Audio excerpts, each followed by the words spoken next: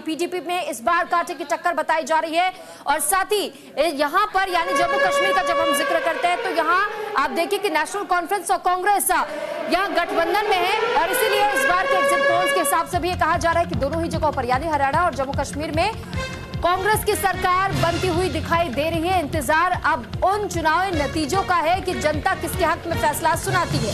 देखिए TV screen पे जो टैली आपको नजर आ रही है फिलहाल तो वो खाली है, लेकिन 8 बजे के बाद से ये टैली भरना शुरू हो जाएगी। 90 सीटें जम्मू कश्मीर हरियाणा, जहां एक तरफ 10 साल के बाद चुनाव हो रहे हैं धारा 370A हटने के बाद से। इस बीच भारी संख्या में मतदान किया गया है। हरियाणा में देखिए अब किसकी सरकार रहेगी, क्या बीजेपी हैट्रिक लगाएगी या फिर कांग्रेस का सूखा खत्म होगा, ये देखने वाली बात है।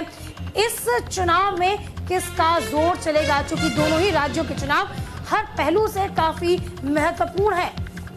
साथ ही देखिए जहां 90 सीटों को लेकर के चुनाव की प्रक्रिया तो समाप्त हो गई, आज नतीजों का दिन है, तो वहीं सबसे पहले जब 8 बजे से वोटिंग काउंटिंग की प्रक्रिया की शुरुआत होगी तो ऐसे में ये जानकारी आपको दे दें कि पहले 8 बजे से लेकर 8:30 बजे तक का समय ये बताया जा रहा है। जो बैलेट बॉक्स होते हैं यानी जिन पर्चियों के माध्यम से जहां वोट किए जाते हैं, ऐसे में उनकी गिनती की प्रक्रिया की शुरुआत होगी और उसके बाद आधे घंटे बाद 30 मिनट के बाद से ईवीएम की काउंटिंग शुरू हो जाएगी और इंतजार शाम तक करना होगा। हालांकि माना जाता है कि दोपहर 12 बजे तक या दोपहर 3 बजे तक पूरी तरह स्थिति साफ हो जाती है कि किसकी सरकार बन रही है, किसकी सरकार इस बार चुनाव में अपना बेहतरीन और शानदार प्रदर्शन दिखा करके जनता का भरोसा जीतने में कामयाब होगी।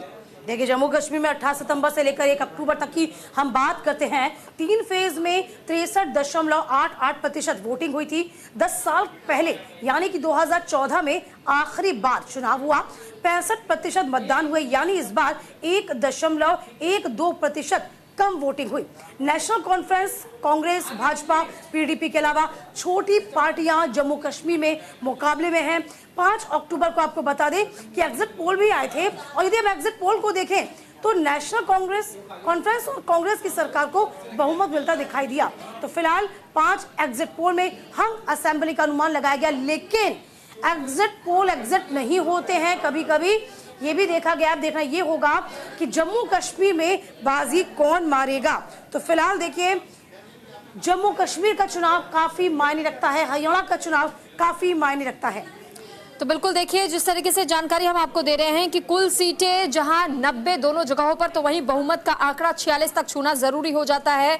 और इसी के लिहाज से अगर देखा जाए तो अब तक के एग्जिट पोल्स पर अगर आप नजर डालेंगे तो उन एग्जिट पोल्स में तमाम जहां बड़े चैनल्स और तमाम अखबारों और साथ ही एजेंसियों की ओर से भी ये इशारा, ये संकेत दिया जा रहा है कि कांग्रेस की सरकार बनती हुई दिखाई दे रही है। हालांकि इंतजार करना होगा, क्योंकि कभी भी एग्जिट पोल के जो रुझान होते हैं वो रुझान भी अंत में आते आते पलट जाते हैं। यानी कि तकदीर का जब फैसला इन पार्टियों का होगा तो आखिर तस्वीर कहां की बदलेगी, किसकी तकदीर चमकती है, इसका इंतजार हमें करना होगा। लेकिन सुबह 8 बजे से जहां वोटों की गिनती की शुरुआत होगी, तो वहीं दूसरी तरफ हम आपको यह भी जानकारी दे रहे हैं कि आज का दिन तमाम उन पार्टियों के लिए भी सबसे ज्यादा खास हो जाता है जब साख की लड़ाई हो। खासतौर पर कांग्रेस और बीजेपी के बीच में ये जोरदार टक्कर मानी जा रही दोनों ही जगहों पर, क्योंकि जब हम जम्मू की बात करते हैं तो जम्मू संभाग का हिस्सा तो कहीं ना कहीं बढ़त के मामले में, सीटों के मामले में बीजेपी के पास वो गढ़ बना हुआ है। लेकिन वहीं कश्मीर का जब हम जिक्र करते हैं तो कश्मीर में बीजेपी दूर दूर तक दिखाई नहीं देती है, लोग का भरोसा जीतने में अभी भी पूरी तरह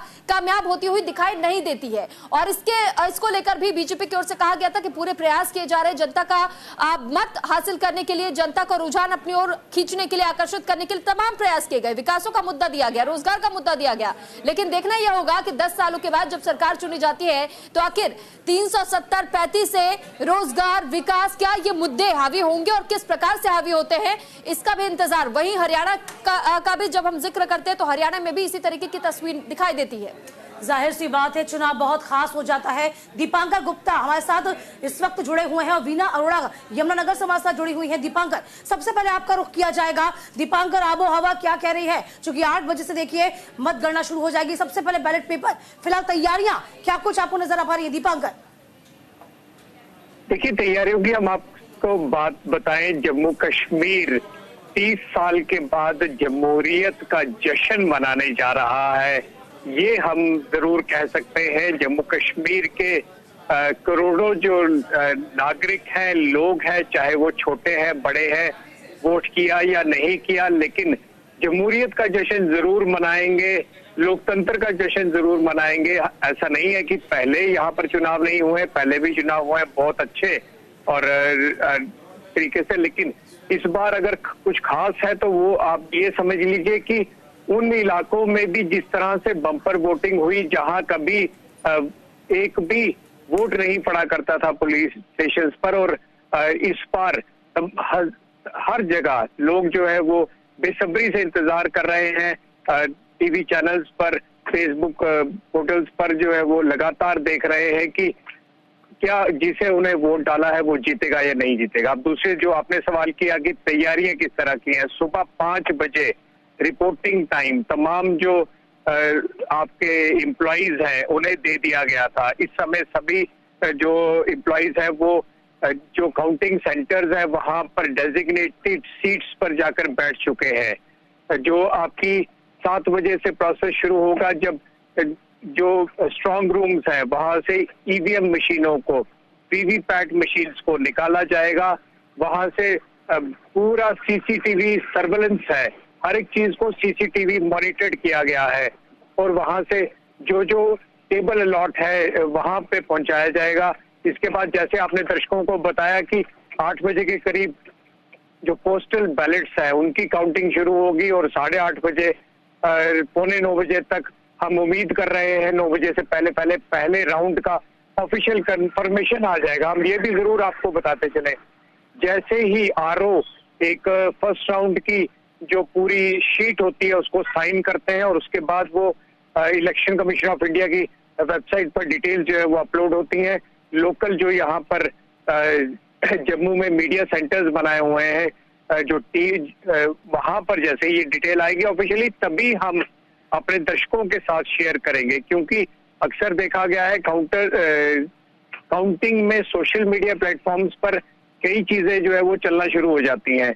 एक जिम्मेदार चैनल होने के नाते ये हम जरूर कह सकते हैं कि जो भी ऑफिशियली आएगा वो जरूर न्यूज इंडिया अपने तमाम दर्शकों को जल्दी से जल्दी दिखाने की कोशिश करेगा, लेकिन कुछ भी ऐसा जो सही नहीं हो उसे हम जो है वो अवॉइड करेंगे।